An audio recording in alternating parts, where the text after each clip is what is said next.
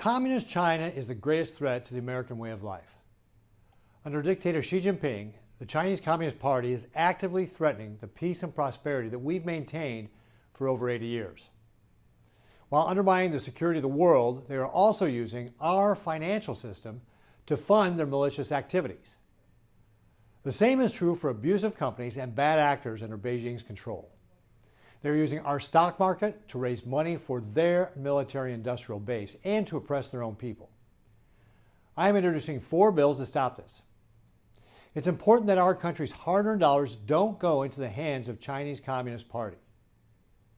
My bills are targeted sanctions and adversarial against my bills target sanctions and adversarial companies like those companies that use coerced labor, abuse human rights, or run China's surveillance state. These bills also target companies that serve as research and development labs for the communist military. The PRC Military and Human Rights Capital Markets Sanctions Act that I introduced would prohibit Americans from investing in these sanctioned companies, which are opposed to the values and interests of the United States. By Chinese law, every company in China has to do whatever the Chinese Communist Party tells them to do. That's why I want to disincentivize investments in China's communist-controlled companies. If Americans want to invest in Chinese firms that aren't sanctioned, they can. But index funds are accounts where people are trying to save for their retirement or education. My No China in Index Funds Act would make sure that Americans aren't forced to unknowingly or unwillingly invest in Chinese firms through index funds. These funds shouldn't force investments that benefit Communist China. Similarly, college endowments are massive investment vehicles for a few schools in the country.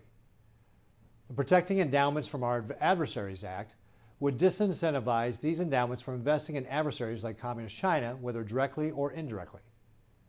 Simply put, our nation's most prestigious colleges should not be making money off the companies that strengthen the communist military.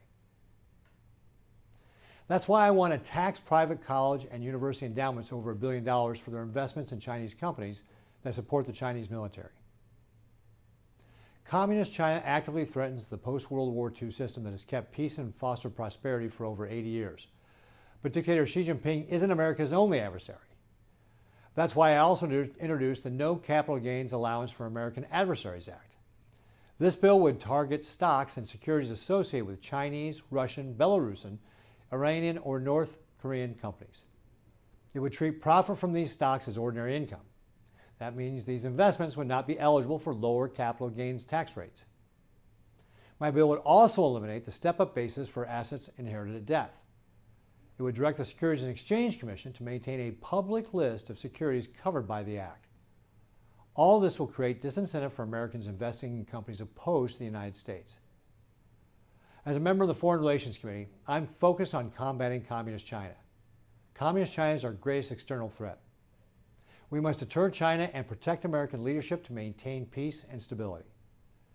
There's no reason our hard-earned dollars should fund communist threats, expand foreign military development, and disrupt American prosperity. Let's not give communist tax benefits that are meant for American citizens.